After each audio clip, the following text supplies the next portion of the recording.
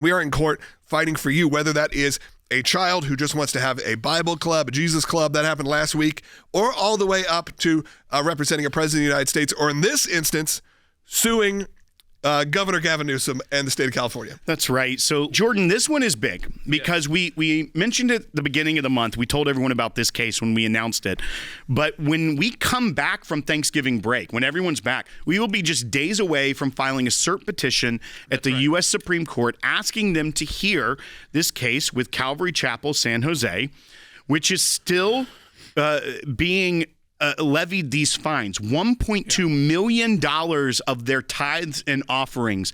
Governor Gavin Newsom in the city of San Jose in the state of California is trying to take from them over COVID violations that were later found to be unconstitutional, but yet they still want the church and the tithes and offerings to the tune of $1.2 million. This was when California started issuing all those exemptions for other businesses. And churches said, you know what?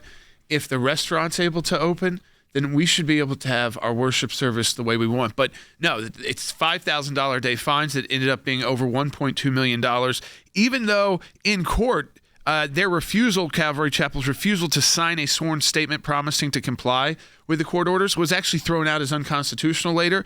This is what was exempted out, while Calvary Chapel was just trying to have church. Now, they're being fined $1.2 million. All of what I'm about to read, by the way, they still aren't. All of what I'm about to read was completely exempted.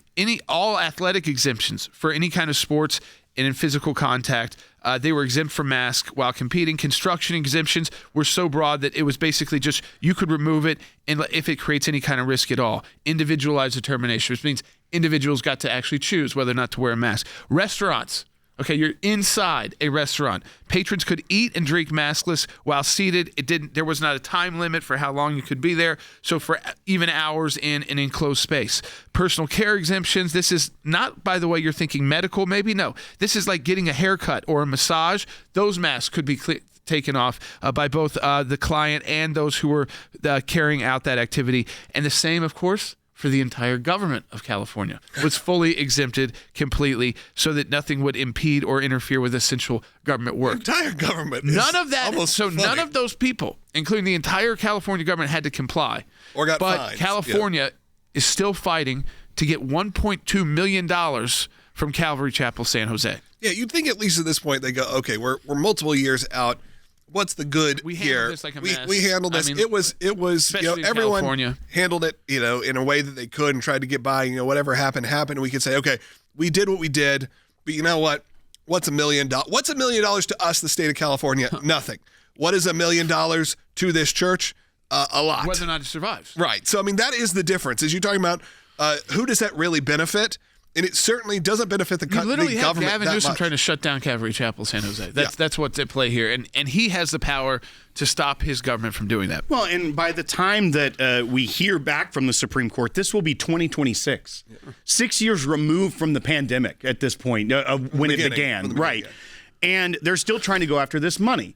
And it's just so ridiculous that we are sitting here at a time when we are so far removed from it.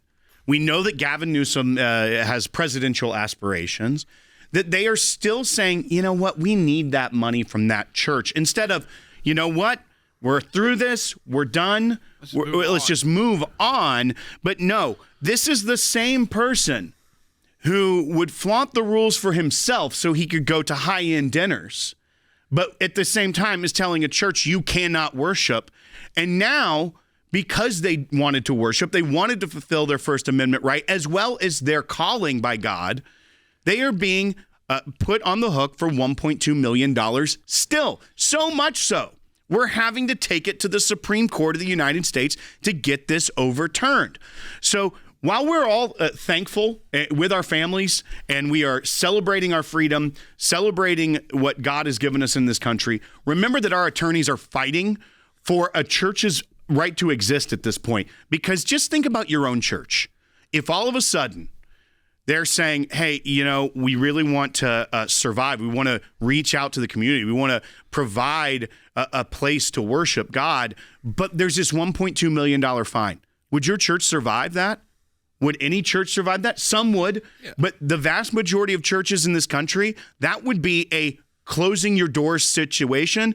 And then also think about what is taken away from the community, from missions, from feeding the needy, and all trying to go to the government coffers to do whatever program they want to use it for. Maybe, Jordan, you can give us what's the next step in this for those that are going to be praying about it, thinking about it, and obviously just following this story. What's the next step for our team? Next step is filing right at the U.S. Supreme Courts. That will come very shortly after the holiday. We've got a couple cases heading to the U.S. Supreme Court. One we'll talk about next week as well on the broadcast after the holiday. But this is work that continues through the holiday until you've got your deadline to file.